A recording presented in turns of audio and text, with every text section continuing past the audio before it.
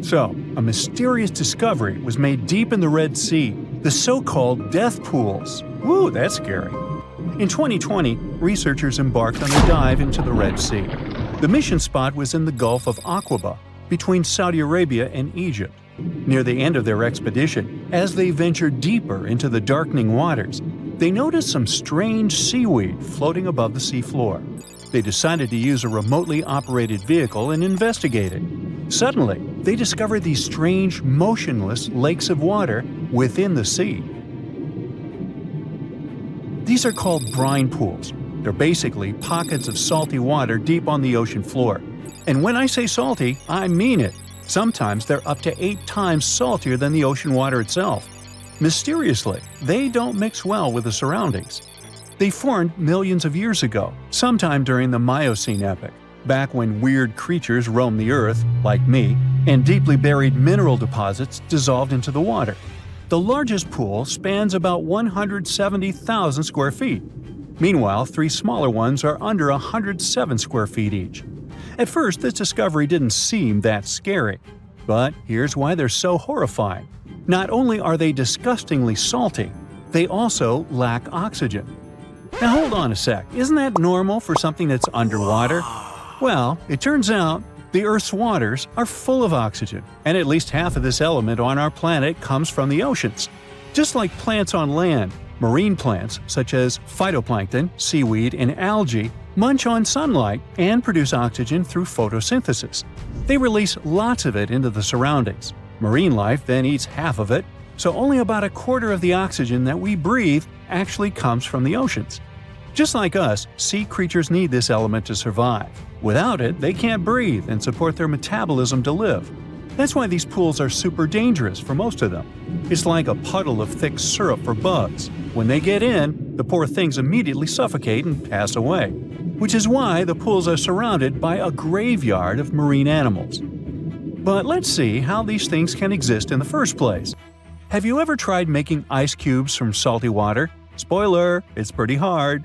When you add salt, the water gets harder than usual to freeze, a phenomenon that has a funny name, freezing point depression. Oh, that's because salt interferes with the hydrogen bonds between water molecules. As it finally freezes, stuff like particles, dirt, or dissolved salts get pushed out to the sides. As a result, the salt's kind of squeezed out of the ice crystals and gets trapped near the edges in small bubbles or pockets. Something similar happens in the ocean when seawater starts freezing under super cold polar caps. The salt doesn't freeze with the water. Instead, it gets pushed out, forming a super salty cold liquid, the brine. And then it sinks down to the ocean floor. On a large scale, all this process also helps currents to form. Despite being so dangerous, the pools are still full of microbial life, because microbes couldn't care less, they'll survive anywhere. There are literally thick mats of them in the brines. There are also some salt-loving creatures, like shrimps and eels, hovering around the pool's edges. They're being super creepy, waiting to catch unsuspecting prey that ventures too close to the toxic death pool. Ew. Well, it sounds icky, I know. But this discovery gives us some fascinating insights into how life might have originated on Earth. We already know from the evolution theory that we came from the ocean, but now scientists think that life might have begun in the deep sea in some super dark, oxygen-free places. These brine pools are like time capsules. They're one of the closest things we found to the early Earth. They can tell us the planet's history of earthquakes, floods, tsunamis, and more. For example, they have some traces of rainfall that happened over 1,000 years ago. And they can also help us search for life on other water-rich planets. For example, Mars most likely used to have huge oceans on it. Now, NASA scientists want to send a special instrument called HABIT for a special red planet mission to study things similar to our brine pools. This will tell us more about how life appears and survives in the universe. There is lots of unexplored fascinating stuff like this in the Red Sea. That's why scientists conducted the so-called Decade Expedition and spent around 5 months exploring the place. This expedition was launched by the National Center for Wildlife. They made so many remarkable discoveries that now we've got 77 new research papers. For example, they found over 10 blue holes, incredible underwater sinkholes that host unique ecosystems. They also learned that dolphins can use those blue holes to protect their young from predators. Scientists also found traces of great white sharks, a creepy community of deep-sea lanternfish living in low oxygen conditions, and even a new coral species. It's the most resilient deep-sea corals that also vibe just fine without oxygen, like microbes we mentioned. Speaking of which, research also showed us some new ancient thermal vents and large blobs of microbial formations near Farasand Island. Now, can you believe that with all that, we only explored 5% of the ocean? It's divided into several layers based on depth. Each layer becomes darker and more isolated from sunlight as we go deeper. The places that no sunlight can reach are terrifying. Now, the fun, cute layer with dolphins and turtles is called the epipelagic or sunlight zone. It's so tiny, but even this layer is about 650 feet deep. Then we have the mesopelagic or twilight zone. It's the layer of mysterious octopus, shark, and other loners, which extend to about 3,000 feet down. And then the horrors begin after this one. We encounter the bathopelagic or midnight zone. It extends to 13,000 feet below the surface, about a half of Everest above you. Here we have the famous poor blobfish, squids, and anglerfish. Below it is the abyssal zone. It extends to about 20,000 feet deep. Since there's not much sunlight or oxygen, as we mentioned, most creatures here are quite small, like tube worms and shrimp. The darkness continues until we arrive at the scariest place of the planet, the place full of trenches formed by tectonic plate movements, the Hadal Zone. It's named after Hades, the deity of the underworld in Greek mythology.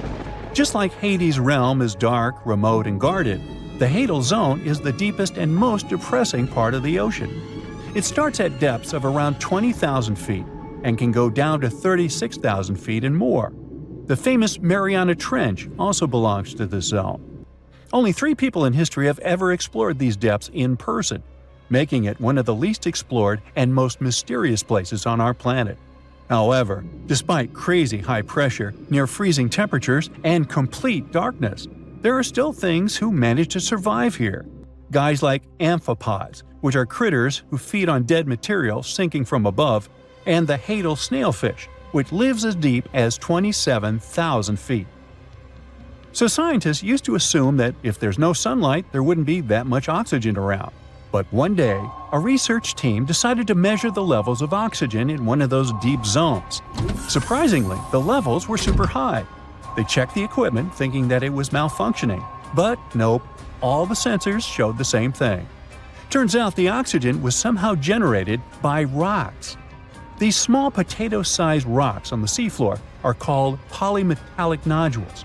They're rich in metals like copper, nickel, and cobalt, and they're basically like small batteries. When you put a battery in salt water, it can produce bubbles of gas, a process called electrolysis.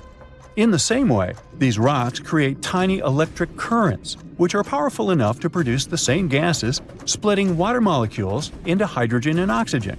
It's the first time we saw oxygen being produced by some non-living minerals. This is what scientists now call dark oxygen. It turned out that about half of large marine species, or megafauna, were living just on dark oxygen alone. All these discoveries are reshaping our understanding of where and how life could evolve. It means that we might be able to find life on other planets or satellites with low oxygen conditions, like Enceladus and Europa, the moons of Jupiter and Saturn, and they have large bodies of frozen water on them. Wow! The stonefish. Stonefish aren't going to win any beauty contests, unless the pageant is for best rock look-alike. Their tiny unreflective eyes and rough skin blend in perfectly with their environment. A large head, an even bigger mouth, and a home full of, it's rocks. And just because you're on the beach doesn't mean you're safe. Stonefish can survive for 24 hours out of the water. Stepping on one or even handling one won't be that fun. Their dorsal fin spines have extremely strong venom. It shoots out when they get stepped on, and it can lead to paralysis or even heart failure. You'll need help fast. No wonder they're one of the most dangerous creatures in the water, or anywhere. Be careful when scrambling around rocky areas. They love to play hide and seek. The deep sea dragonfish. If there were a prize for the most hideous fish in the ocean, the deep sea dragonfish would win. With slimy, scaleless skin, massive teeth, and a face only a mother could love, this bad boy of the sea is nothing to mess with. It likes to swim between 700 feet and 6,000 feet below the surface of the ocean, where the waters are the darkest and coldest. Along with some other creatures on this list, the deep sea dragonfish relies on its bioluminescent body parts to catch prey. It also uses its hanging appendage, which boasts a little red light on the end, coming out from its lower jaw. Many fish mistake this little light for prey, luring them right into the jaws of the deep sea dragonfish. Very clever dragonfish, very clever indeed. The fangtooth. The Mariana Trench is an underwater trench with a depth of 35,000 feet, nearly 7 miles below the ocean's surface. Let that sink in. While scientists know the Mariana Trench exists, it's one of the least explored places on Earth. It's also the deepest area of Earth's oceans. And although many creatures down there probably haven't even been seen by humans yet, scientists have had the creepy pleasure of getting to know the fangtooth.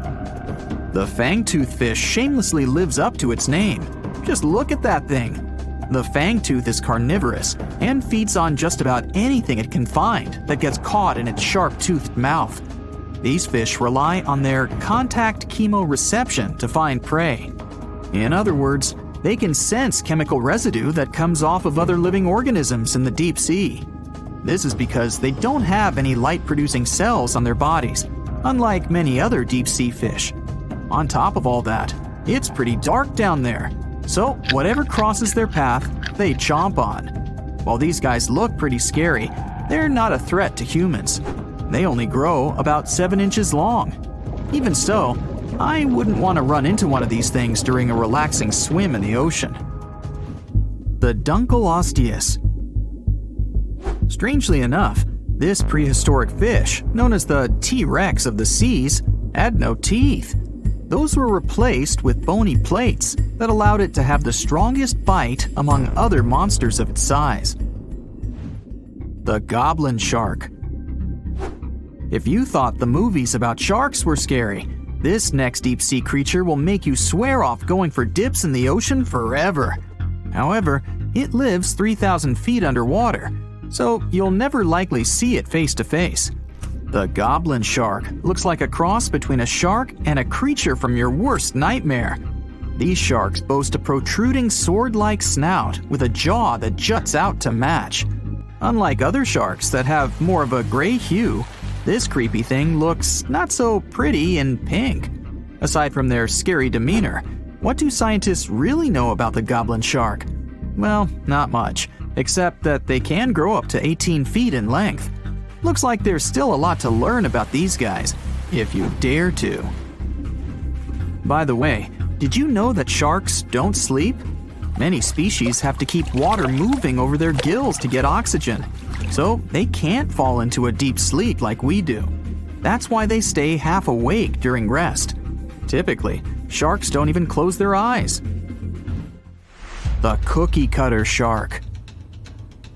This shark is a living horror, with lower teeth being big and sharp, while the upper ones are much smaller. When its teeth fall off, the shark eats them to maintain calcium levels. Pretty smart solution for a shark. The frilled shark. Studying the frilled shark is like looking through a portal back to prehistoric times. That's because scientists think that these eel-like sharks haven't changed much since their oldest ancestors roamed the deep sea waters, so they're sometimes referred to as living fossils. These sharks' mouths are filled with a terrifying 25 rows of backward-facing sharp teeth, 300 in total. They're designed to grasp prey and hold them tight so they can't get away, according to early studies of the shark conducted in 1884 and published in the Bulletin of the Essex Institute. Luckily for swimmers, the frilled sharks live between 390 feet and 4,200 feet below the ocean's surface, so they'll probably never run into them. Probably. This is probably the worst nightmare of any dentist. The northern stargazer. Take a look at this cutie. The northern stargazer is definitely not something you'd wish to see on the ocean floor. This horrid creature hides its body under the sand, leaving its face above to wait for prey. The tasseled wobbegong. Here's another carpet shark on our list. It lies low on the bottom of the sea and patiently waits for its prey to come by. The Australian ghost shark. The Australian ghost shark isn't really even a shark, but a very bony fish. It's also a living fossil. It hasn't changed within the last 400 million years. Believe it or not, sharks and humans have a common ancestor that lived around 440 million years ago. Even though we both evolved in our own way, there are still some signs of that connection. For example, the genome of an elephant shark is very similar to humans. The Leopleurodon. This list of terrifying creatures would be incomplete without mentioning the terrifying and prehistoric Leopleurodon. This carnivorous marine reptile existed during the Colovian stage of the Middle Jurassic era and ruled the waters at 9 feet in length. Scientists believe Leopleurodon thrived in this deep-sea trench because of its ability to swim long distances and its 4 paddle-like limbs. While they probably weren't able to propel themselves toward prey like other animals of the area, they did manage to accelerate and attack very ruthlessly and efficiently. Additionally, they relied on their long snouts to smell prey, which leads scientists to believe they didn't rely on sight for hunting. This means they could have thrived in the dark Mariana Trench. Around 150 million years ago, Leopleurodon became extinct due to competition for prey against other thriving marine reptiles. And I think I speak for all of us when I say, thank goodness for that. Considering that scientists have only explored 5% of the ocean floor and found some of the scariest sea creatures imaginable, one can only dream of what other animals reside in the deep sea waters. Perhaps it's best to keep them in your imagination.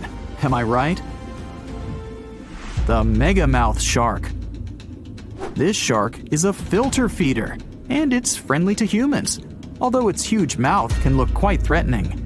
Like basking sharks, it swims with its mouth constantly wide open, as if it were on Twitter. The gulper eel. This deep-sea eel has an easily distended belly that allows it to swallow prey twice its size in a single monstrous bite. They have very unusual jaw shapes and can reach about 2 to 3 feet in length. Do you see that large log near the ocean floor? Maybe it's part of an old ship. Treasure, gold, diamonds, I'm rich! Well, as you get closer, you notice something. It's swimming! It's not a shark or a dolphin, it's a saltwater crocodile! Now don't panic. If you bump into one of these reptiles in the sea, it's unlikely it'll think of you as food. Crocodiles have a special valve in their throat that stops them from drowning underwater, but that doesn't mean they can't bite. Usually, they're heading to a nearby island, and the quickest way there is to body surf. They can't really take the ferry, you know. Watching one from a distance should be okay. Just don't swim to shore right away. They love to ambush their lunch in shallow water.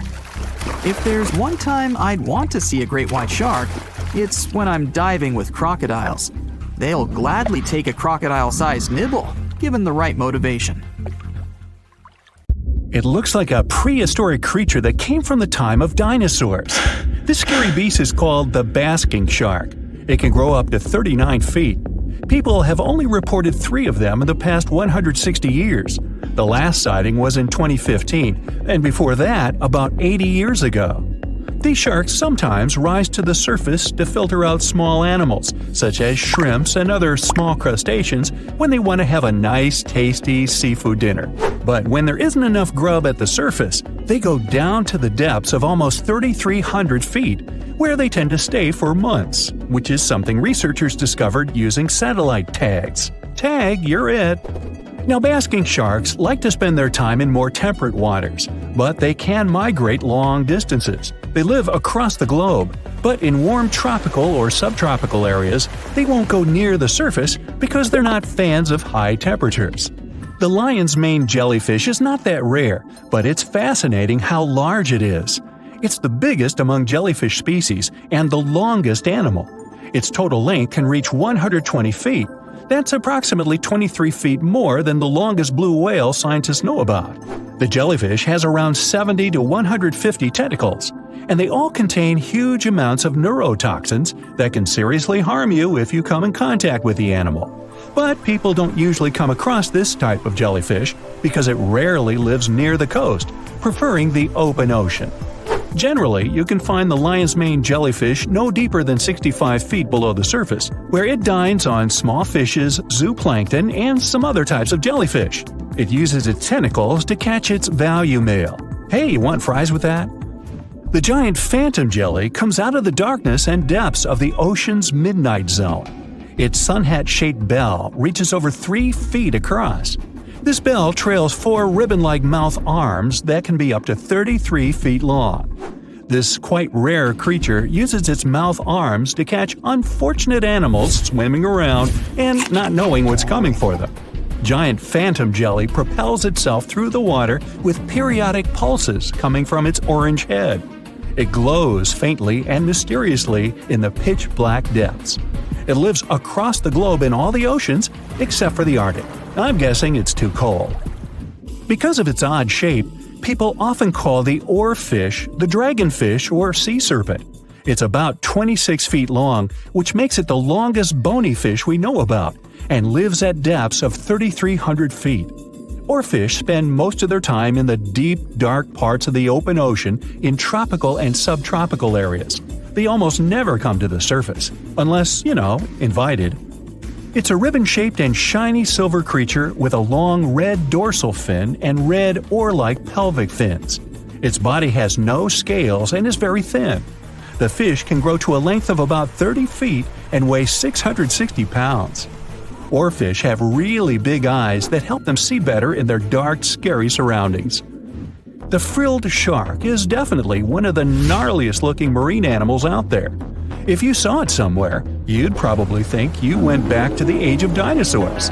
Yup, the frilled shark is a prehistoric creature because its roots go back 80 million years. This living fossil can grow to be 7 feet long. It got its name from its frilly gills.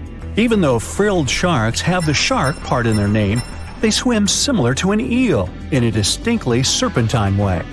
Its mouth is terrifying. Similar to the maw of the great white shark, it has 300 trident-shaped teeth lined in 25 rows. Hey, come a little closer, huh? Researchers discovered this creature in the 19th century, but people rarely see it, and no wonder. It usually lives at depths of between 390 and 4,200 feet. Most of the time, the frilled shark feeds on squid, swallowing them whole. Its long jaws allowed the frilled shark to gape extra wide and swallow animals half as long as its entire body. Goblin sharks are very rare. Researchers have spotted fewer than 50 of them in more than 120 years.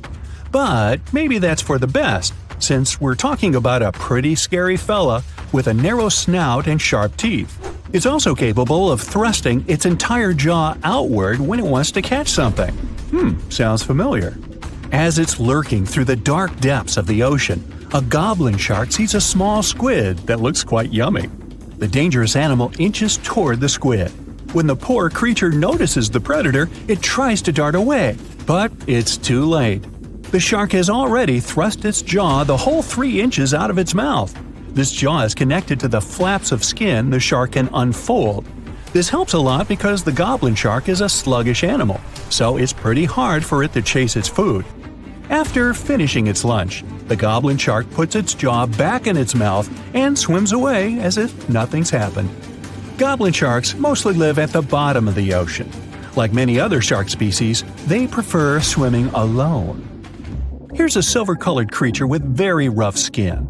That's the ocean sunfish, with a total length of almost 11 feet. Its other name is mola. The ocean sunfish is the heaviest of all bony fish out there. People sometimes call it a swimming head because of its bizarre appearance. These creatures have such a weird shape because they're born with a back fin that never actually grows.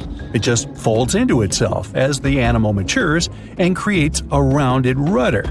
The sunfish is a bit clumsy. It moves with the help of its mighty fins that allow the animal to swim on its side. This marine inhabitant is a solitary creature. It mostly feeds on zooplankton and jellyfish. The spotted wobbegong is one of the world's rarest sharks.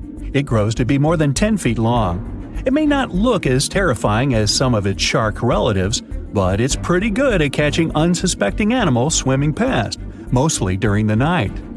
The animal has a spiracle, which is why it can breathe while staying still at the bottom of the ocean. It's motionless most of the time, which is why you can barely notice it. Its flat body and large pelvic and pectoral fins blend in with the underwater terrain. That's why they're so good at hiding. This ability helps when these sharks want to protect themselves too. Wobbegong means carpet shark. They usually live close to the ocean floor in coral reefs, on sandy bottoms, and under piers. People have even spotted the shark in the water that is barely deep enough to cover its flattened body. Now, blobfish lack teeth and bones, so they can't actively hunt. Since they don't have much muscle mass, they can barely move around. Hey, I had a roommate like that once.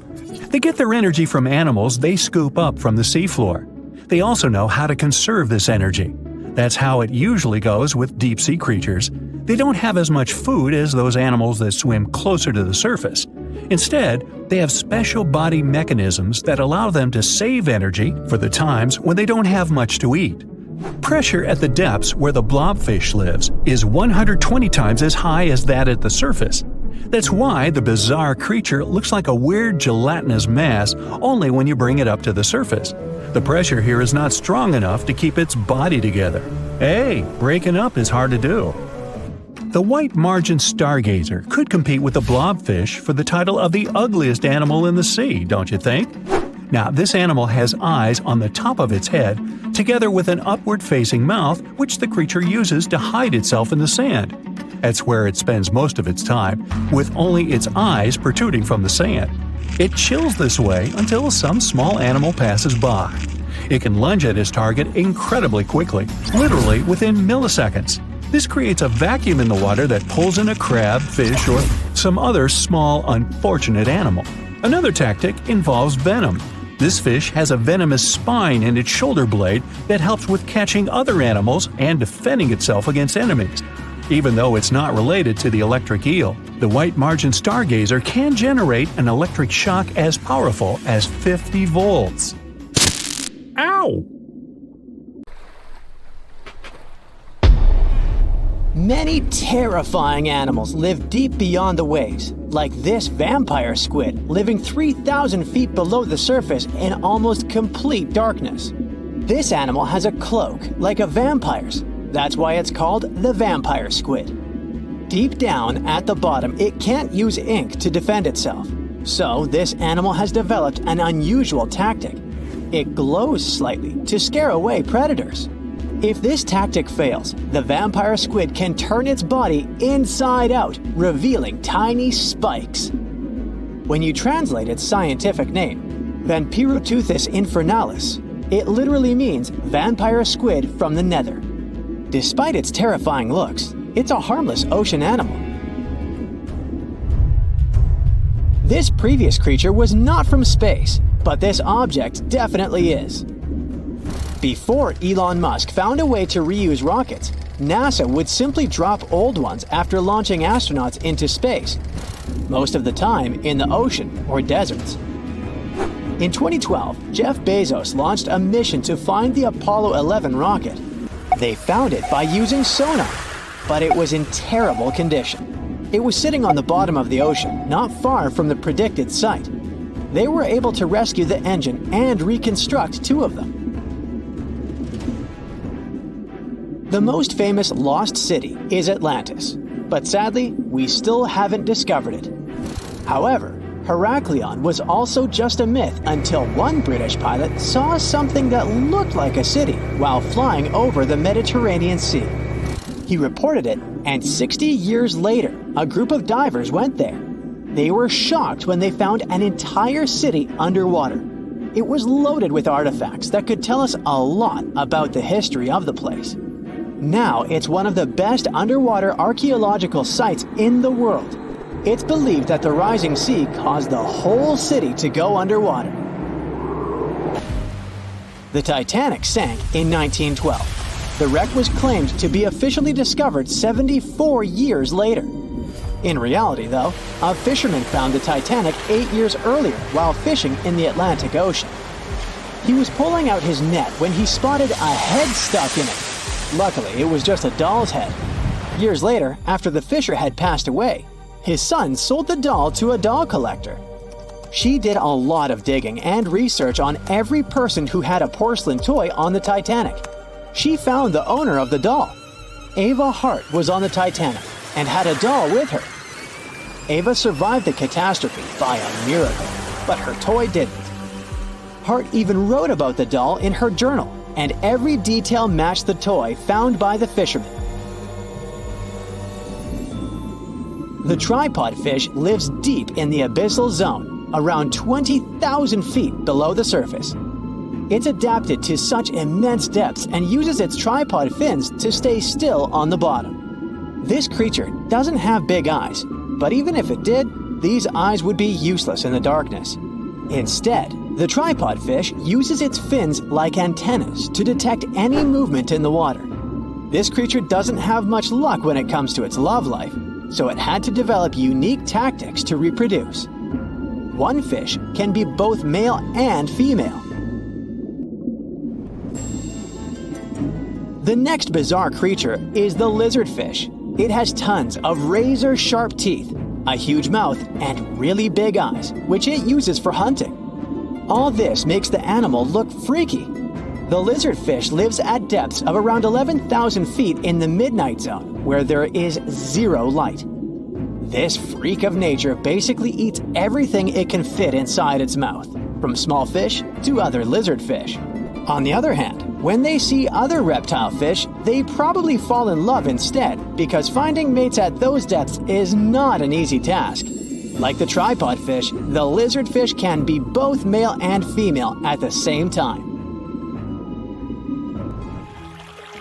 When you think of a river, you usually picture it on land. Still, nature is quite unpredictable, and it created a river flowing under the ocean in California. It's running at a depth of around 2 miles. This river has everything that an ordinary river has: sunken logs, trees, and rocks. And despite its uniqueness, it's not the only one in the world. There are also others in the Amazon and Greenland. A terrifying creature was discovered near Angola's coast by a remote operating vehicle. It looks like it doesn't have a head or a body. It was sitting at a depth of around 4,350 feet below the surface. After doing research, scientists concluded it wasn't anything from a sci-fi movie. It was just a cluster of siphonophores stuck together. In 2015, some random guy was diving in Caesarea, and something shiny caught his eye. He reached out, grabbed it, and realized it was a gold coin. After that, he examined the bottom and found out that there were many more. He reported the incident to the local authorities, and they concluded that he had found Arabic treasure. The coins were made of solid 24-karat gold and were a few thousand years old, but due to the perfect salinity and temperature, they looked brand new. The coins belonged to a ship carrying cargo. It was caught up in a storm and unfortunately sank. One of the weirdest things ever discovered was found in the Baltic Sea.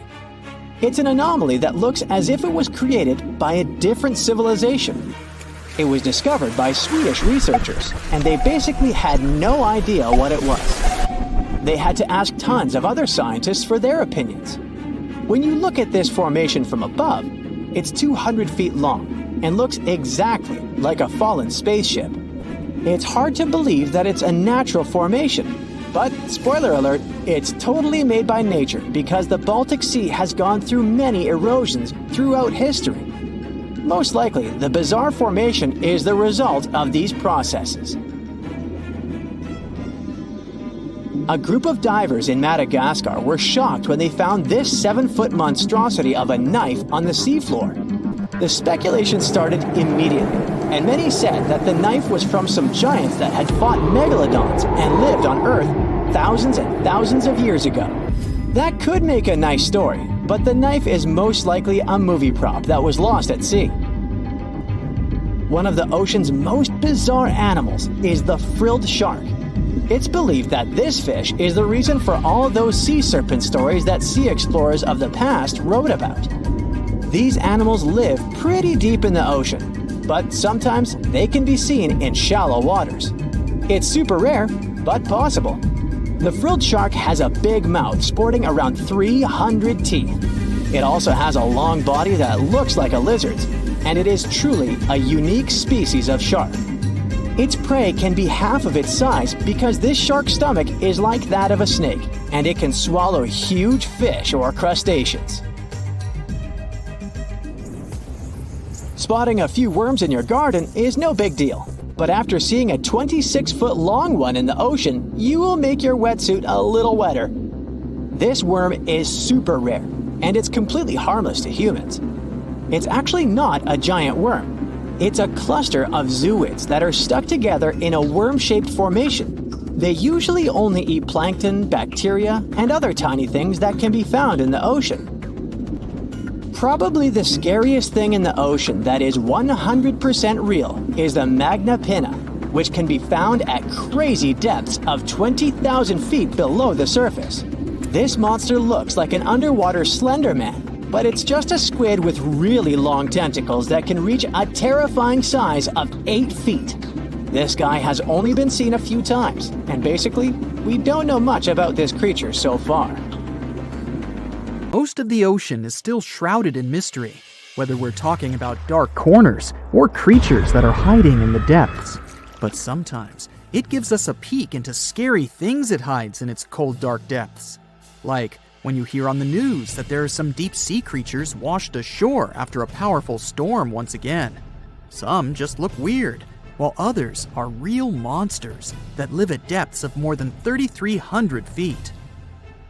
The coldest and deepest parts of the ocean have created one specific phenomenon called gigantism. So, sea spiders, squids, worms, and many other animals, mostly invertebrates, or creatures without backbones, they're all way bigger and scarier than the versions we see in the more shallow areas. In the Pacific depths, you can see a sea sponge as large as a minivan. Or what about the colossal squid that lives in sub-Antarctic waters and is nearly 14 times longer than the arrow squid, a type that mostly lives in New Zealand? Researchers found many of these underwater monsters in the abyssal zone of the ocean. Back in 2021, the researchers showed images of the giant phantom jelly. It was at a depth of 3,200 feet. Its tentacles were 33 feet long. Wow, I wouldn't like to face that one on the beach. It probably eats only small fish and plankton, but it can swim to depths of more than 21,900 feet. And down there, this giant jelly doesn't have enough food. How does it survive then? Scientists haven't figured it out yet. And there are even more questions related to the giant squid, the biggest one ever found. This monster is 43 feet long, with a weight of nearly a ton. Imagine if those tentacles would grab your car, or something like that. They would smash it like it was a toy. There's no light in the abyssal zone. Sun rays just can't penetrate that deep. So there's no algae or underwater plants there. Local animals mostly eat snow. Marine snow is not like the regular one you build a snowman with. It consists of any small flakes or remains that fall from the surface of the ocean. maybe even some leftovers that animals up there couldn't eat. So it's not much, but apparently it's enough for very large creatures that hide deep down there, like giant squids. Squids that generally live at such depths don't bother going after their prey. They just wait until the poor animal swims right up to their long tentacles and falls into a trap. It may not be the best method ever, because not many animals will even swim into these dark, cold parts, but it's the method that saves energy. A giant squid eats only 1 ounce of fish daily, which is approximately 45 calories. That's nearly 50 times fewer calories than an average person should eat per day. So when a squid gets 1 fish, it saves it for a couple of days. I hope giant squids won't get the idea to go to the surface and look for food when there's not enough of it in the abyssal zone. And I hope even more that giant Greenland sharks won't get that same idea. You can find them at depths of up to 7,200 feet. They're twice as slow as we usually walk. They swim at a speed of 1.12 feet per second. Their slowness is part of the energy-saving mechanism that creatures down there need to survive. But they can speed up in the form of short bursts when they need to catch prey. But they kinda change their diet from predator to scavenger, considering their environment. There will be more leftovers falling from the surface than animals to go after. Greenland sharks grow just 0.4 inches per year, and they're mostly 20 feet long, which means they live for a very long time, sometimes up to 400 years. They also have a slow metabolism, and that's one of the main factors for their long life, too. Greenland sharks like to spend their time in cold waters. They're adapted to that, since their tissues have specific chemical compounds that prevent the forming of ice crystals all over their body. That means they have some sort of natural antifreeze. So what makes them so big? Scientists are still not sure, but some theories try to explain it. There's this thing called Kleiber's rule that says bigger animals tend to be more efficient. Just take a small fish and compare it to a whale with a mass hundreds of times bigger. The whale has a greater metabolism. It conserves energy more efficiently and loses less of it to the surroundings through heat. Moving on, bigger animals can ingest bigger prey. They're more likely to go through tough issues in their environment or defend themselves from predators going after them. Also, the body gets bigger when temperatures are lower. The Greenland shark is a perfect example. So are giant sea spiders. Sea spiders are generally common, and you find some very small ones at 0.04 inches. But in deeper parts of the Antarctic, they become 3-foot-long giants. They grow so big because the cold water has more oxygen. That way, more of it diffuses into the animal's body, and that allows it to grow bigger. Yeah, both as a creature and a nightmare. And how about this giant tube worm? Researchers found it accidentally while they were exploring the mysteries of the Pacific Ocean floor. They stumbled upon unusual hydrothermal vents. Volcanic heat is a thing that gets them going. As water seeps down through faults or cracks in the rock, these vents change their direction. When the water gets out of the vent, it's rich in different minerals and chemicals. Most animals wouldn't survive being around this toxic soup of chemicals, but not these tube worms. They came as a true surprise, because not only are they not bothered by these toxic vents and the almost boiling temperature of the water, but they developed entire ecosystems there. They're unique because they don't need sunlight to survive. Instead, small bacteria are their main source of energy.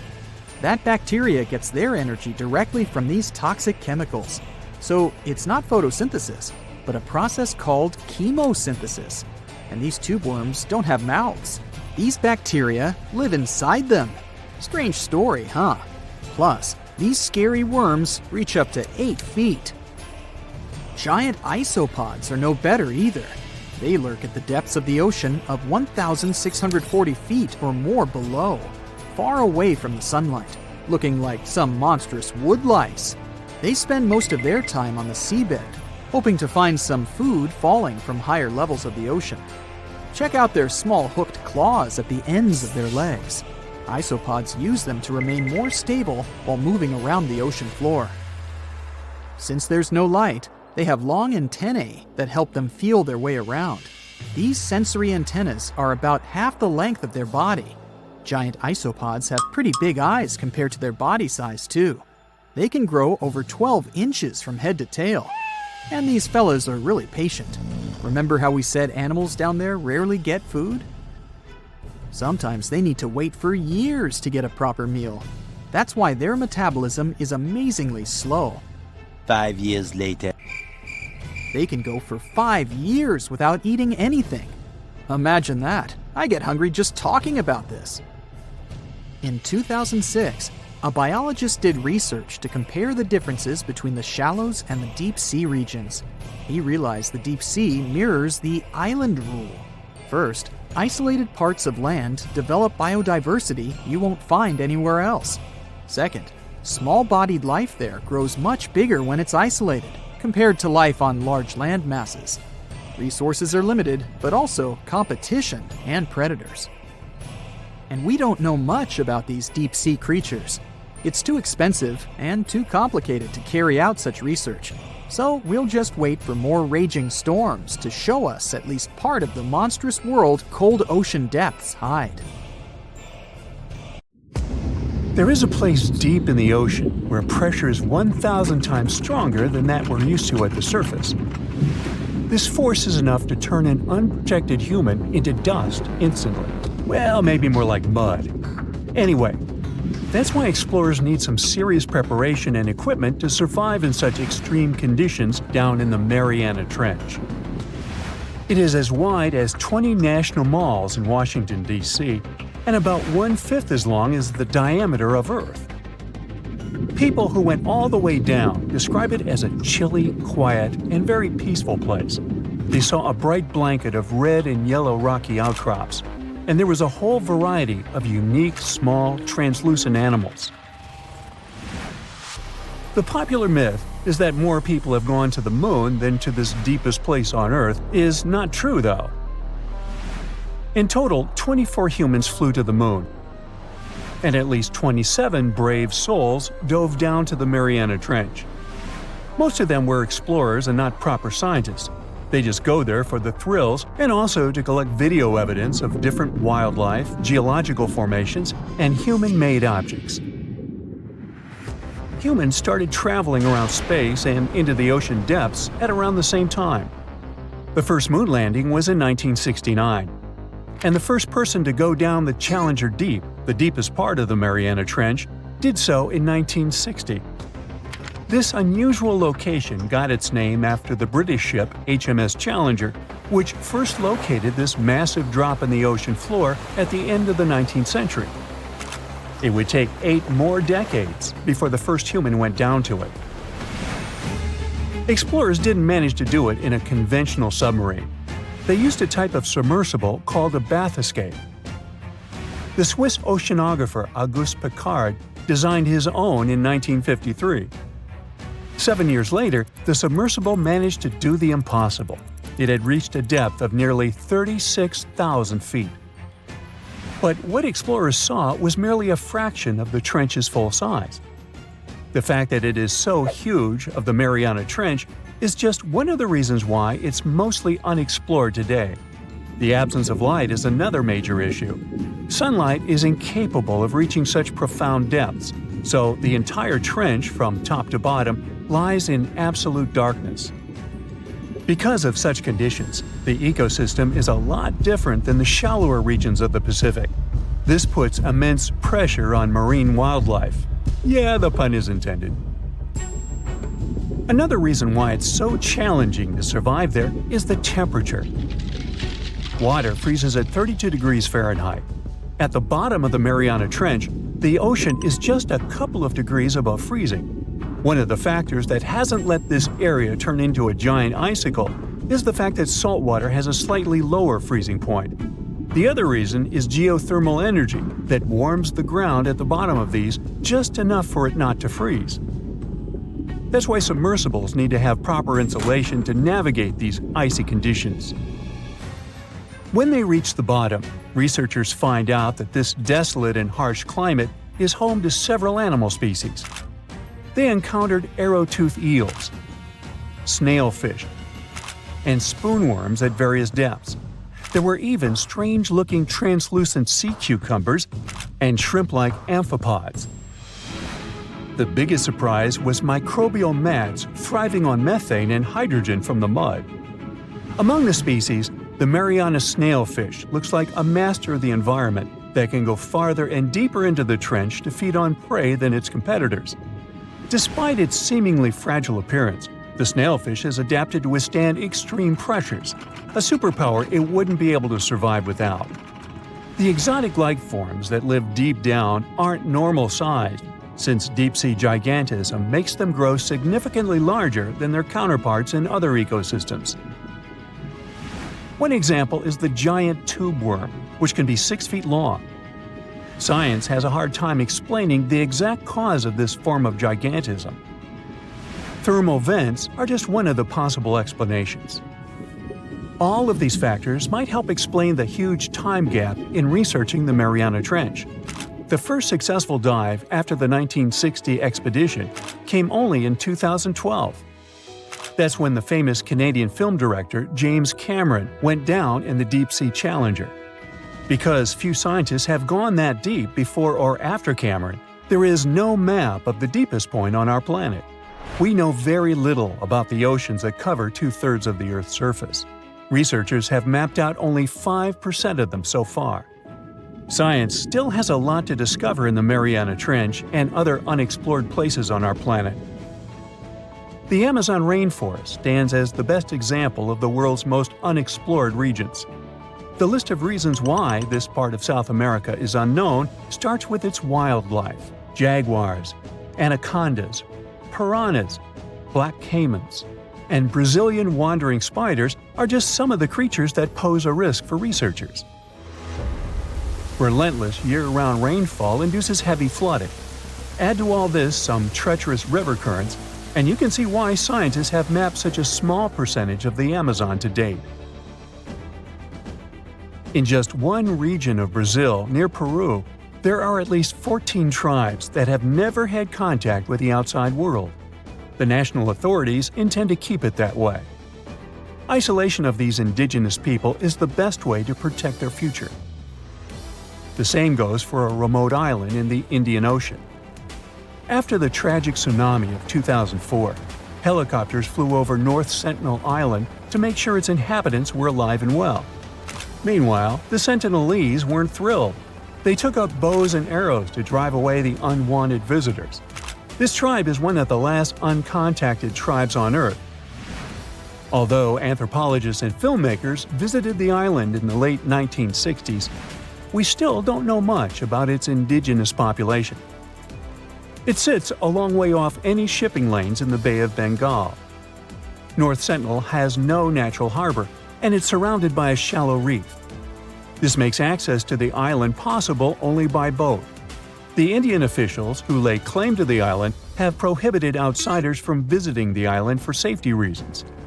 The estimates on how many people inhabit the island vary significantly, from as few as 15 to as many as 500. The island is not tiny. It's about 5 times as big as London's Heathrow Airport. Apart from occasional contact during the past 2 centuries, the Sentinelese must have been isolated for a long time. They are related to other indigenous groups in the Andaman Islands, but their neighbors cannot understand a word of their language. The continent of Antarctica has no permanent human settlements at all.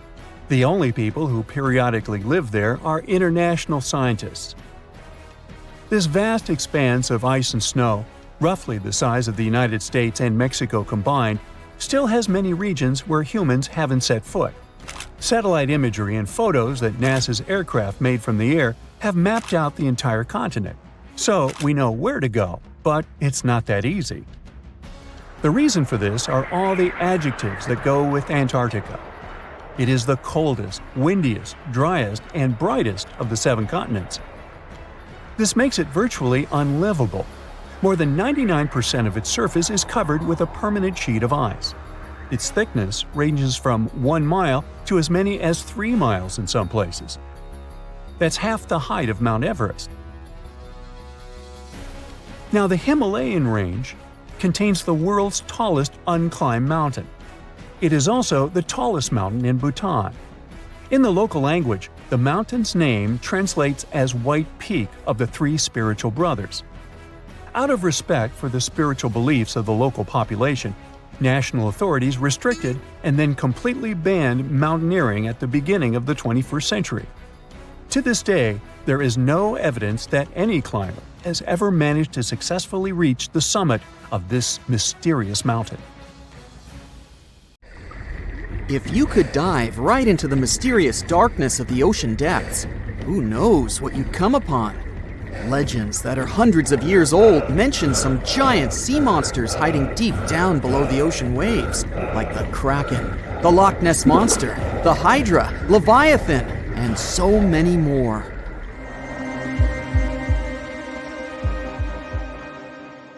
Okay, no one has ever seen such monsters, but there are still weird and unusually big sea spiders, squid, worms, and many other animals that grew way more than we'd expected. Take a look at the colossal squid from sub-Antarctic waters. It's around 14 times longer than the arrow squid that lives near New Zealand.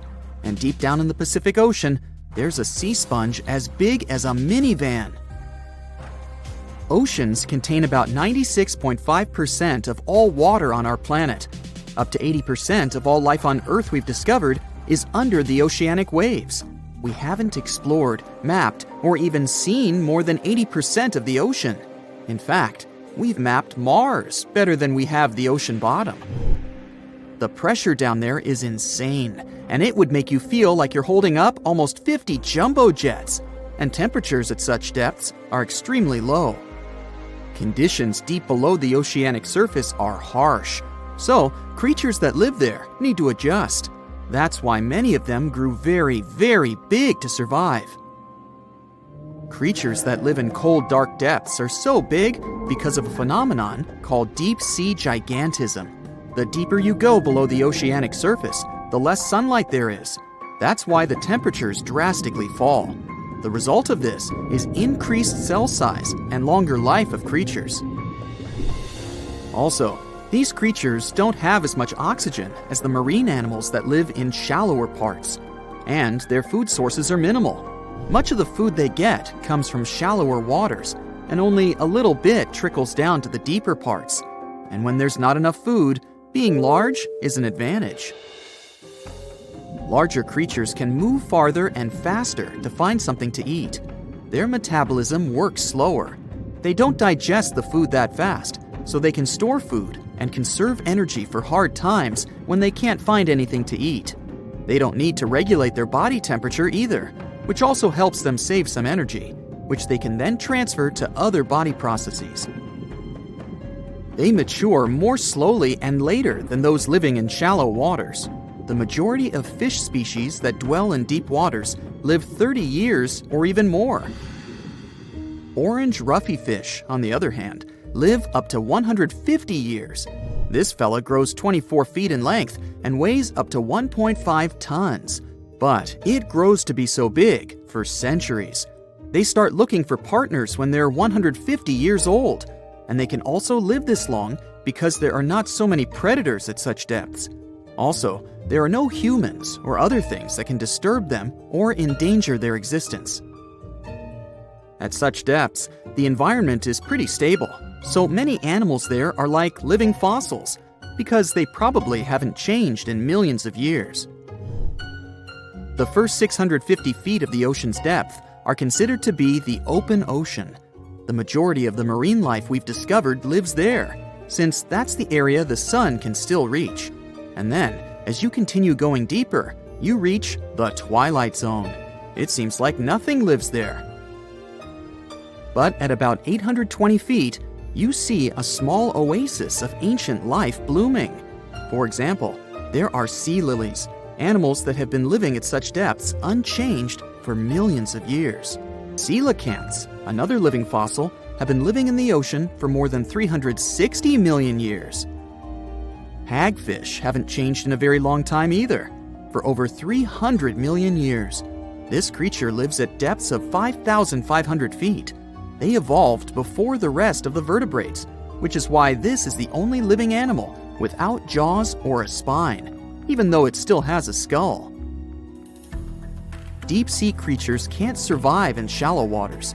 They've evolved to live in depths under bigger hydrostatic pressure. Humans and other organisms that have internal spaces filled with gas would end up crushed if we could go to such depths.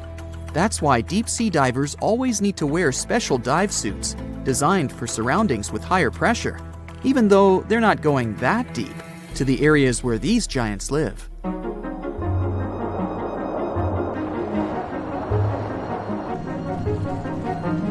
But near Antarctica, you can see gigantism way closer to the surface, like giant sponges, sea slugs, sea spiders the size of a dinner plate, worms, and even some enormous single-celled organisms. They all tend to chill in shallower waters. Scientists are not sure why exactly, but they think it could have something to do with oxygen. Giant species use just a little oxygen, and the waters around Antarctica are pretty rich in it, which means there's hardly any limit to these animals growing bigger and bigger.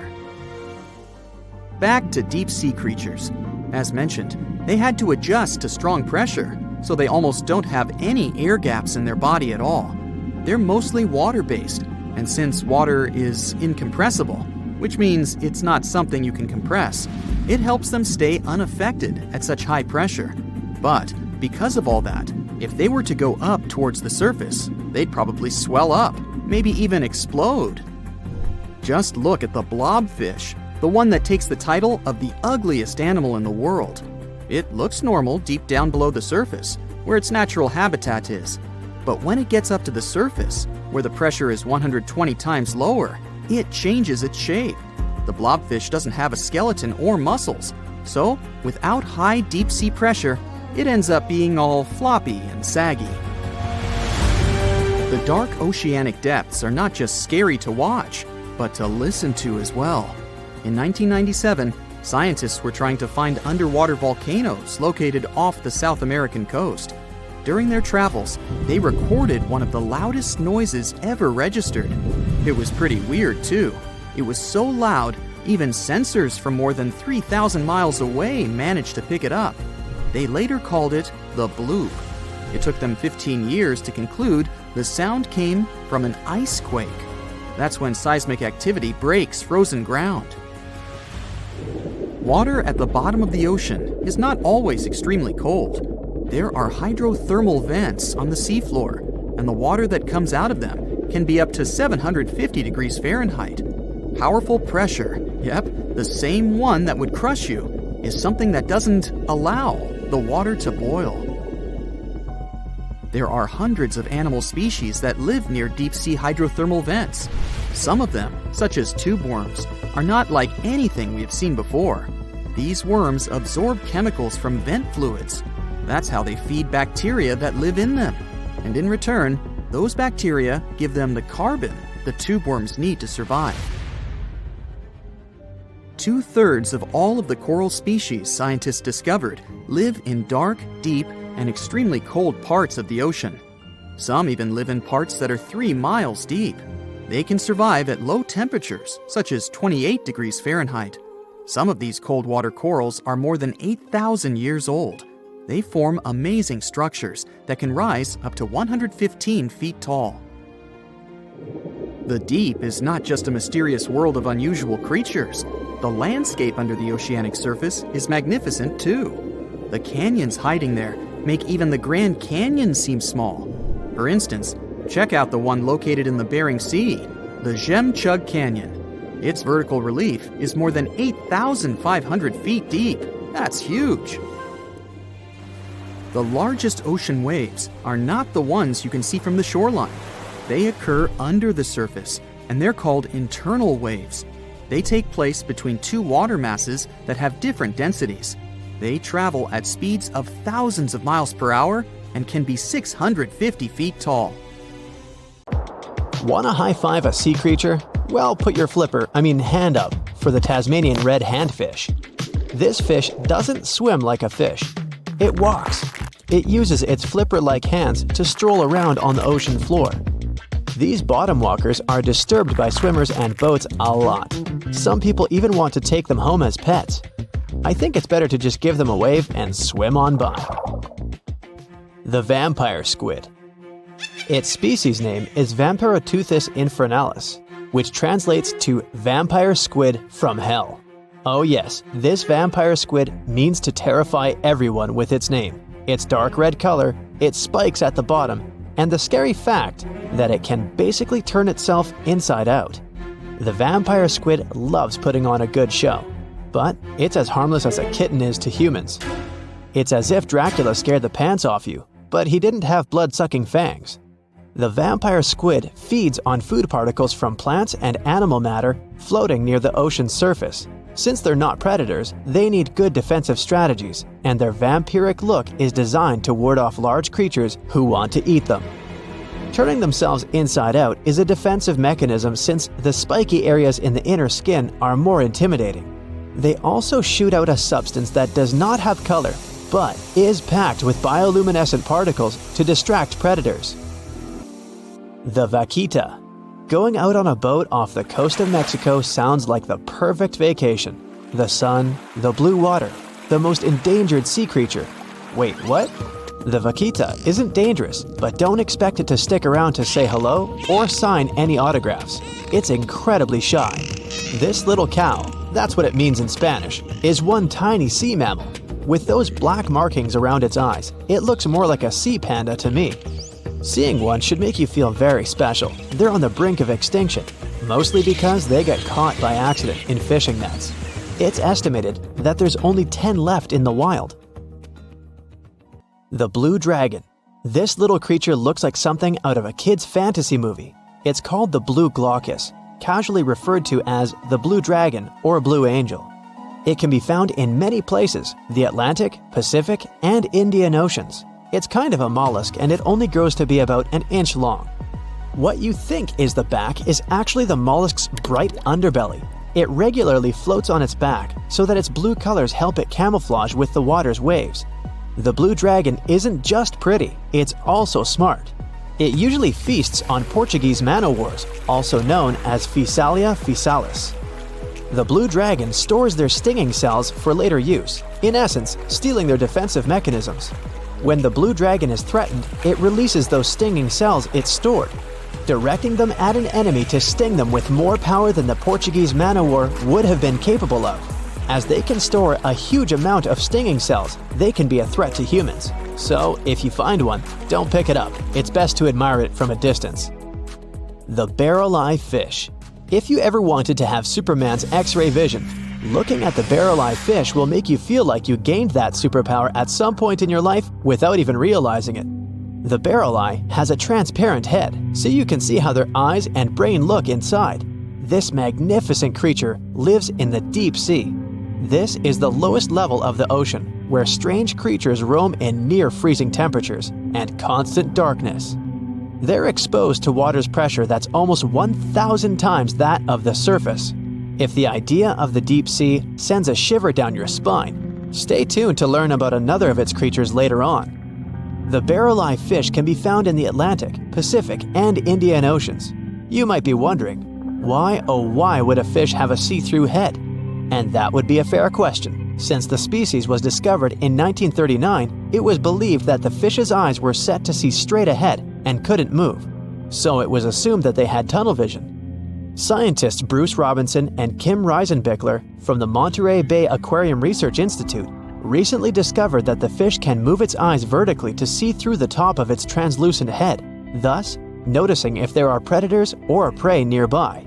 The transparent head also allows more light to enter so they can detect prey better. It's believed that the barrel-eye fish eats jellyfish and small fish species. If you dive in the ocean at night, you might be lucky enough to see how orange ball corallomorph blooms in the dark. But make sure to be quick because as soon as you turn on your flashlight to take a good look, it will retract its tubes back into itself. The megalodon. The whale shark isn't the biggest shark known to humans. If the entire shark species were a kingdom, the prehistoric megalodon would be the ruler of the sea. Megalodon roamed the ocean a long time ago. about 15.9 to 2.6 million years back between the early Miocene and late Pliocene eras. While they've long been extinct, people are still amazed to learn about these gigantic sea beasts. Megalodon could reach anywhere between 45 feet to 60 feet in length with jaws more than 6 feet wide. A fossil of a tooth that once belonged to a megalodon measured at 7 inches. Needless to say, I'm pretty stoked that these guys have long been extinct. But there's still some adventurers out there hoping to meet this monster one day. The Dumbo Octopus. This adorable creature, or creepy creature, or however you want to see it, is officially called Grimpoteuthis. More casually, it's referred to as the Dumbo octopus, named after the Disney character. Though Dumbo, the elephant, not the octopus, was teased for his big ears, it's highly unlikely that this adorable octopus gets teased by its water neighbors. They are the deepest living octopuses, living in the deep sea, and you know how scary that place is. They're only about 8 inches tall and spend their days hovering just above the seafloor eating snails, worms, and other food they find in the current or near ocean vents. There are nearly 17 species of Dumbo octopus, and they all have differences in height, color, and body parts. If you can't get enough strange animals, you'll be glad to learn that the deep sea has barely been explored by humans. So keep an eye out. There are bound to be more fascinating animals discovered in the deep in the future. The Sea Angel. These creatures might look and sound pretty cute, but their diet is far from sunshine and lollipops. Their favorite food are sea butterflies. They lay mucus traps for them and wait in ambush. The Squat Anemone Shrimp. This shrimp is tiny, only 0.5 inches. It's also known as a dancer shrimp because of its peculiar behavior. When agitated, it raises its bottom above its head and does a little dance. Divers also say it readily jumps on their hands and cleans them. The Coconut Crab. This guy may look pretty creepy, especially when the sun goes down. Mature coconut crabs are around 3 feet in length. Their preferred foods are coconuts, but they can also hunt down lizards and even large birds. The Slender Snipe Eel. Slender Snipe Eel is a slim and long creature that's still a mystery for marine scientists. It's 4 feet long and it has at least 750 bones in its spine, which is much more than any other animal in the world. The Sea Pen. Sea Pen is 7 feet long and it has a lot of varieties, but most of them look indeed like a pen or a quill. The similarity is even more striking when the animal has a water-filled bulb that anchors it to the floor. The Persian Carpet Flatworm. This creature looks indeed like a carpet, despite being very small by comparison. It's only 4 inches long, able to become both male and female. It doesn't really mate with other flatworms. Rather, it fights them for the right to bear posterity. The Flamingo-tongued Sea Snails. Tourists love these extraordinary snails for their pretty colors, thinking it's a shell, but in fact, the shell is quite dull and hidden underneath colorful soft tissues. They eat softer, toxic parts of corals and store their toxins to protect themselves.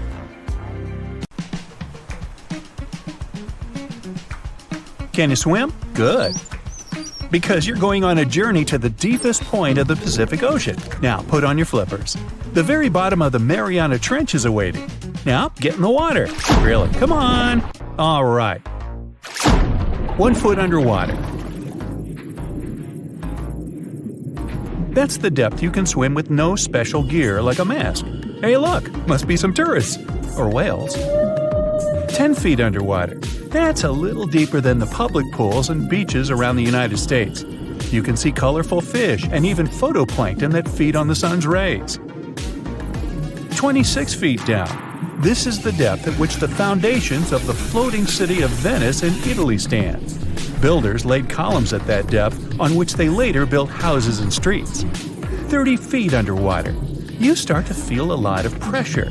When you're on the surface, you're under atmospheric pressure, 15 pounds per square inch. But here, at 30 feet, that pressure is doubled. All the air pockets in your body, like your lungs or ears, begin to compress from this pressure, giving you discomfort. But no worries, your organs are soft and elastic, so you can keep diving. 40 feet underwater. Oops, you're running out of air. An average person can hold their breath for 30 to 90 seconds. The current record is an incredible 24 minutes and 37 seconds. Gasp. Okay, you'll need some diving equipment to continue your descent. There you go.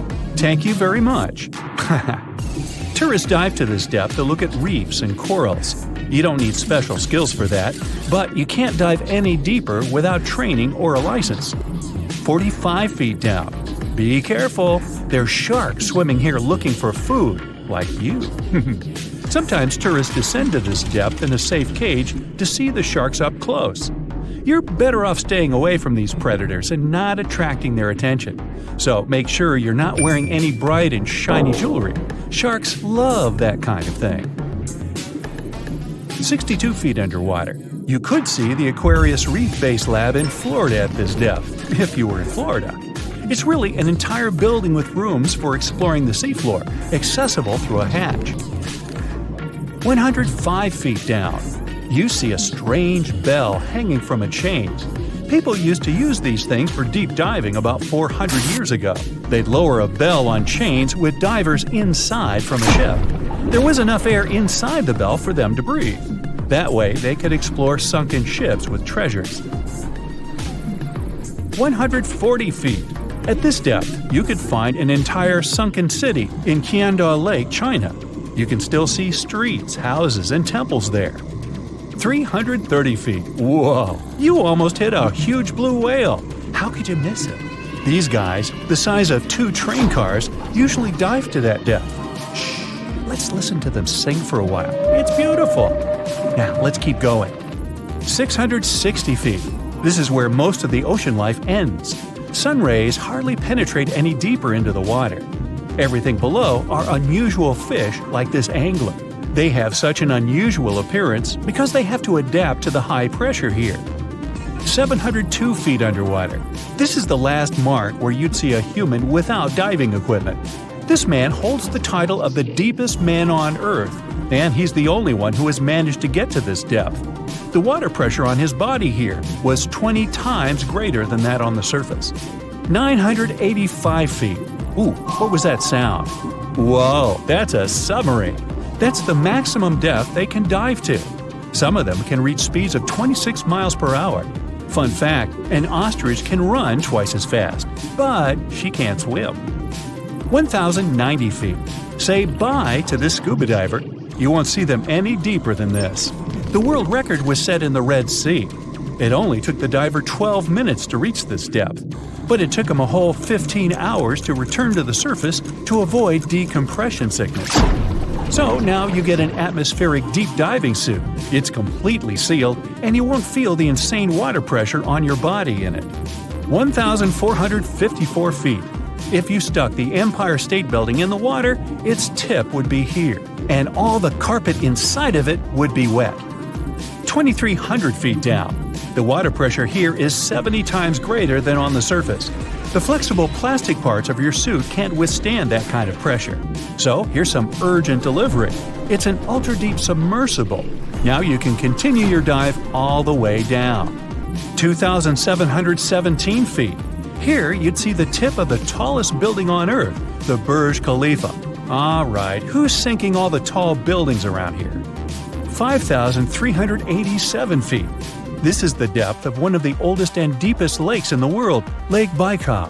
Its area is slightly larger than the entire country of Belgium. 8,040 feet. That's the record depth the Perdido oil platform reaches in the Gulf of Mexico, and its above-water part with 3 decks is almost as high as the Eiffel Tower. 11,962 feet. This is the average depth of the Atlantic Ocean. You can see a huge tube as wide as a giraffe's neck, and it just seems to be endless. True, this cable connected Europe and North America and used to serve for telegraph communications. 12,303 feet underwater. Suddenly, in the darkness, you see the outline of a ship. No way! That's the Titanic itself. The intense water pressure would crush a person at this depth, so you can only dive down to the Titanic in a submarine. 13,123 feet. Whoa! Here would be the end of the deepest mine in the world, Imponen Gold Mine in Africa. But you still have deeper places to go. Let's speed up. 20,000 feet. Here you can see the deepest debris of an old ship. The USS Johnson sank more than 70 years ago. You can still clearly see the number 557 on its bow. 26,200 feet. Here, in this total darkness, you'll find the deepest fish in the world, the Mariana snailfish. They're as long as a domestic kitten and have almost transparent skin. Their eyes are poorly developed for vision because the sunlight never reaches this deep. 29,030 feet. If you take Mount Everest, flip it over, and stick it into the Marianas Trench, this is exactly where you'd see its tip. Even though this is the highest point on our planet, you'd still have a lot deeper to go. 35,755 feet down. Here, in the Challenger Deep, you'd still see life. You'd need a microscope for that, though. Bacteria living here feed on organic molecules, similar to oil. A little deeper? Congrats! You've touched the bottom. It's 36,070 feet deep. The pressure here is 1,071 times higher than on the surface. But you're not the first person to have been here. One of the last expeditions to the bottom of the Mariana Trench was in 2012. An American filmmaker descended here in a submarine he designed himself. But the pressure broke some of the engines, so it was hard for him to maneuver here. The sonar was also damaged, and some of the batteries drained. He was in the Challenger Deep for about 3 hours and took many pictures and videos. If you look closely at the bottom itself, you can see bubbles. It's carbon dioxide and liquid sulfur. It's freezing here because of the extreme pressure and temperature close to freezing. But there's still life here in these harsh conditions. The 3 microorganisms are most common here: xenophyophores, amphipods, and small sea cucumbers. There's so few of them because they don't have enough food down here. Usually, there's a lot of palm leaves on the ocean floor, which get there from the land. But the Mariana Trench is 124 miles from the nearest islands. So the only food here is old plankton and fish scales from the ocean's upper layers. But it needs to travel tens of thousands of feet to become food for the bottom dwellers. But can you go even lower into the crust of the Earth? Well then, you'll need to unleash your giant drill and fire up the jet engines. You're pushing another 36 miles through the Earth's crust, and here is its edge. You've entered the upper mantle. It's an ocean of hot lava, 1,800 miles deep. You have to literally swim through this, reaching the outer core, another 1,400 miles deep. Then you reach the inner core, another 755 miles, and congrats! You're at the very center of the Earth.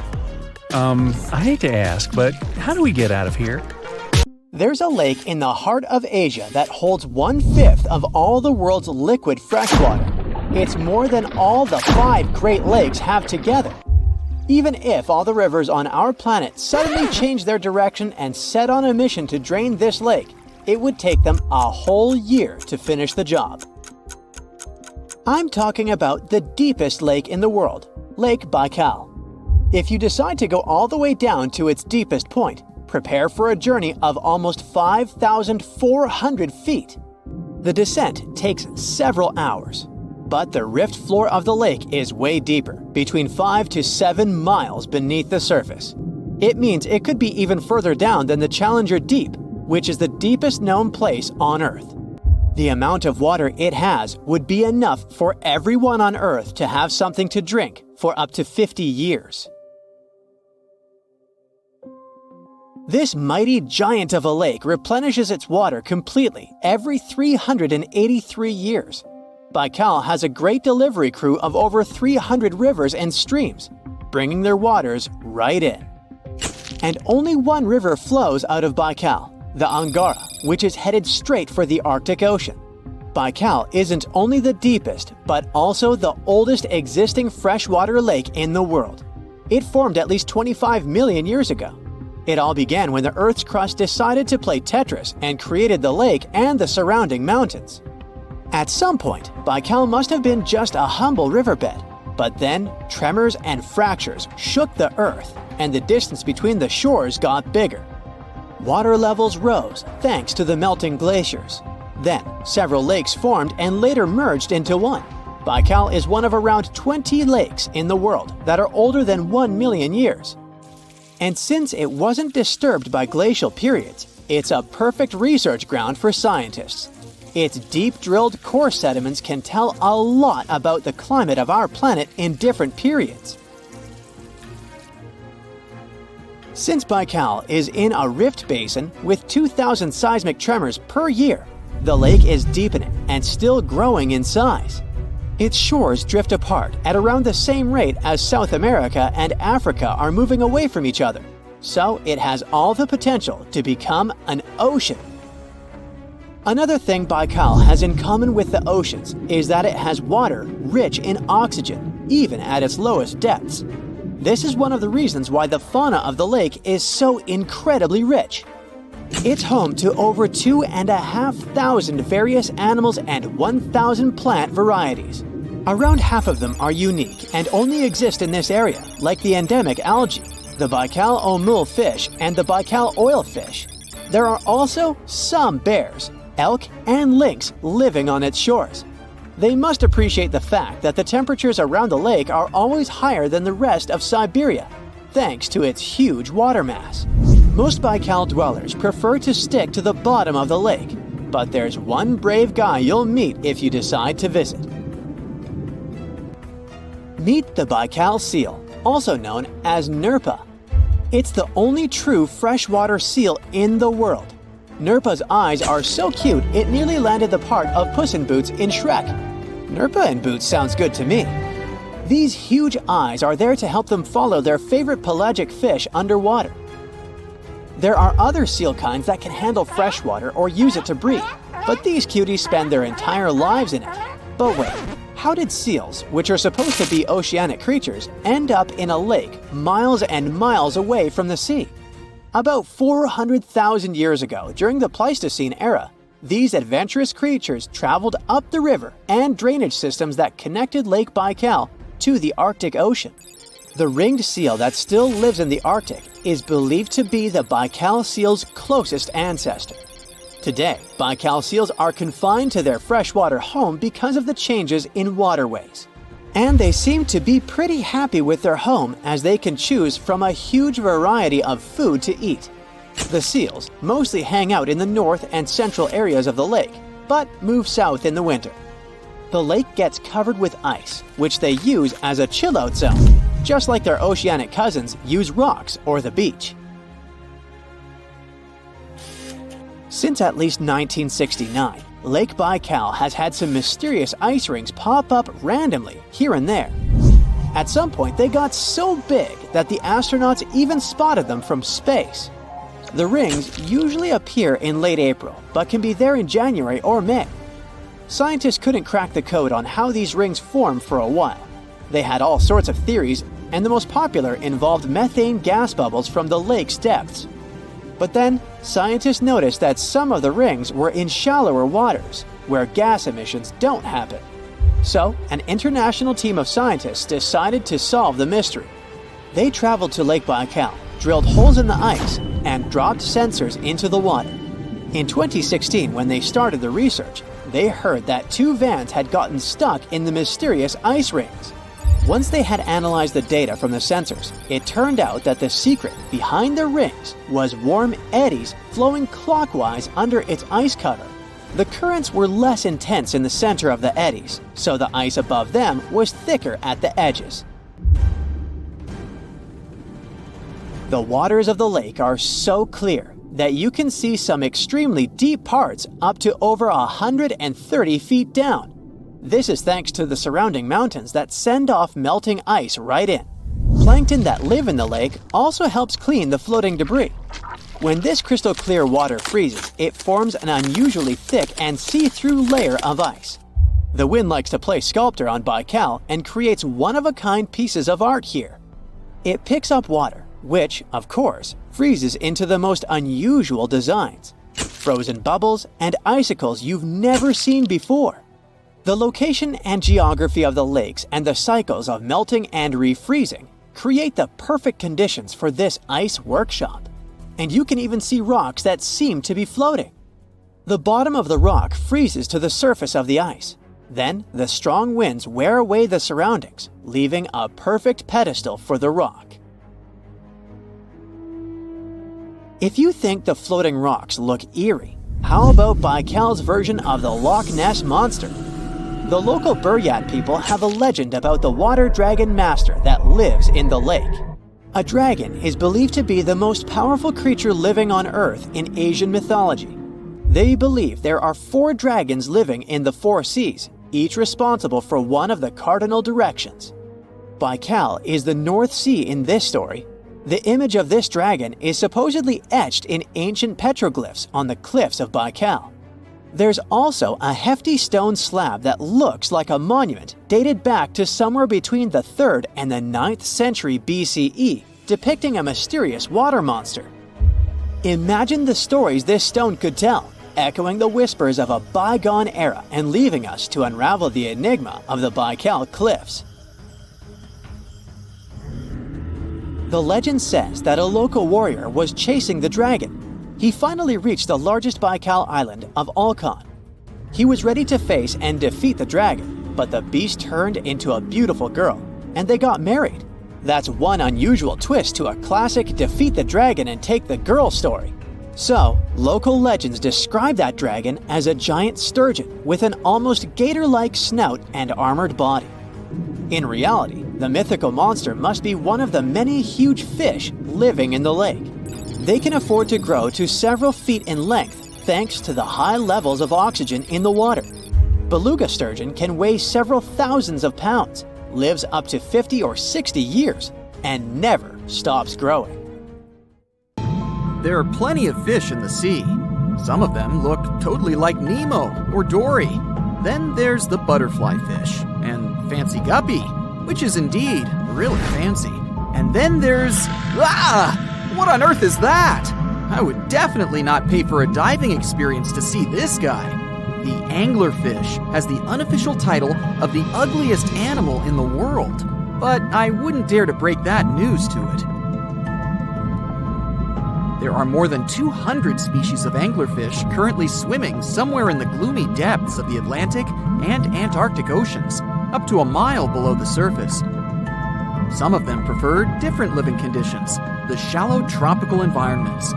Different kinds of anglerfish vary in shape and size, from the famous black sea devil to frogfish, monkfish, footballfish, goosefish, batfish, and sea toad. The larger ones can be half as long as a full-sized bed, but most are less than a foot long. Since the choice of meals where these guys live isn't that huge, they had to come up with a unique hunting strategy. They don't waste their priceless life energy on following prospective prey. Instead, they use a piece of dorsal spine that sticks above their mouths like a fishing pole, hence the name of the fish. There's a sac of bioluminescent bacteria that glows brightly in the dark at the end of that rod. The light lures prey, and all the anglerfish has to do is wait, and then enjoy its lunch delivered right to its mouth. Their bodies are pliable and huge, so they can easily swallow prey twice their size. Deep-sea anglerfish eat whatever they can find. Species that live in more shallow water aren't picky either, and can eat anything from shrimp to snails and small fish. Only female anglerfish have the cool fishing rod feature though. So what about their males? Finding a soulmate deep under the sea isn't that easy. I mean, literally, there's no light down there. Plus, there are frigid temperatures and low oxygen levels. Anglerfish can't afford to go on many dates in those conditions, so they mate for life. And before you go "aw" about it, I have to tell you, they do it in quite a special way. Male anglerfish are much smaller than their ladies. The contrast is so striking that when researchers first got interested in their love life, they thought those males were actually the offspring, or larvae, hanging out next to their moms. Certain anglerfish male species have receptors that alert them that there's a female nearby. After they mate, the male bites into his woman and stays attached to her head, belly, near her tail, and other areas he can access. While they morph together forever, the female fish gets the male's cells, DNA, and reproductive organs, but loses her immune response cells. The male gets free permanent housing and nutrition. Given the current real estate prices, it sounds like a dream. But that accommodation is shared by up to 8 males, and they can't move out if they ever feel like it. You're unlikely to meet this deep-sea fish in real life, but if you meet an anglerfish in your favorite video game, remember that you can easily outswim it and make it kinder to you with tranquilizing arrows. Once you befriend it, the anglerfish can be your scout and help you discover new areas with its bioluminescent pods. Back in the real world, down in the twilight zone of the ocean, about 650 to 3,300 feet down, the anglerfish isn't the only creature you're lucky you'll probably never meet. Many of the locals look like they come straight out of science fiction or horror movies, but that's because they had to adapt to this dark, deep world. I did my best to get you prepared for the creatures you're going to meet, starting with the common fangtooth. They spend most of their lives deep down, but at night, they move toward the surface to snack. These guys are more active than most other deep-sea dwellers. They don't wait for food to come their way, but actually follow it, and then get it with their long, hungry teeth. They don't have a built-in light bulb like the anglerfish, so they've developed a great sense of smell and use as much sunlight as they can get there in the depth to get around. Sometimes, even the shadow of a passing by prospective prey is enough for them to switch to action mode. And though they don't look too charming, they're completely harmless to humans if you ever run into one of these guys. Stoplight Loosejaw sounds like a great name for an alternative band, but it's actually another deep-sea resident with sneaky hunting habits. It has special light-producing photophores under each eye. They emit green and red light like a stoplight, hence the name of the fish. Unlike other fish, these guys hardly ever leave the twilight and midnight zones. Their lower jaw is a quarter of the total body length, and the stoplight keeps it open all the time, hoping to get some lunch. It looks like a ferocious predator, but mostly prefers zooplankton, with an occasional dessert of shrimp, krill, and fish. I'm sure you didn't expect to meet a hybrid of an eel and a bird, but here it is! The slender snipe eel has a beak, much like that of a bird, with curving tips. The beak is equipped with tiny hooked teeth that the eels use to catch the antennae of delicious shrimp. And it sure is slender, stretching up to 5 feet and weighing only a few ounces. Scientists don't know all of this guy's secrets, since it's pretty tricky to study in their natural habitat. But it looks like they only produce offspring once in a lifetime, and then pass away. Glass squids like to take it easy in life and literally go with the flow. They're filled with a solution which is lighter than water, so they don't have to make any effort to move around the deep sea looking for food and partners. These creatures are transparent, so they blend into any landscape and don't even cast a shadow while moving. Talk about a great survival tactic. If danger finds it anyway, it can transform into a lumpy ball, pushing its head and tentacles into its mantle cavity. It can also release ink into the mantle and go from transparent to black. The same ink can protect it against hungry whales and seabirds. Another tactic they use to scare off predators is to activate their light-emitting organs around their eyes. I'm getting hungry. Maybe I can snack on this sea cucumber. Ouch, it's moving! So I guess it doesn't belong in a salad after all. These soft-bodied fellows live in all parts of the ocean, from shallow waters to the deep underwater world. Most of them slowly move around with their tiny feet, but some crawl around by flexing their bodies. Sea cucumbers can shed their internal organs when there's a predator approaching. Those sticky organs distract the intruder, and the happy cucumber moves on and just grows the organs back. What's that glistening in the distance? Looks like someone dropped gems in the water. That's a sea sapphire, also known as the most beautiful animal you've never seen. Some males of this type of copepod can change color from deep blue to purple, red, or gold. 1 second later, it's gone. And it's back, shimmering bright. The secret to this magic is that their bodies are transparent and reflect light differently at certain angles. It looks like it's their way of communicating between each other and attracting mates. Female sea sapphires don't have the same superpower, but their eyes are bigger compared to males, probably to spot them from a distance. Males roam wild and free, and their ladies stay in the crystal palaces of strange barrel-shaped jellies called salps.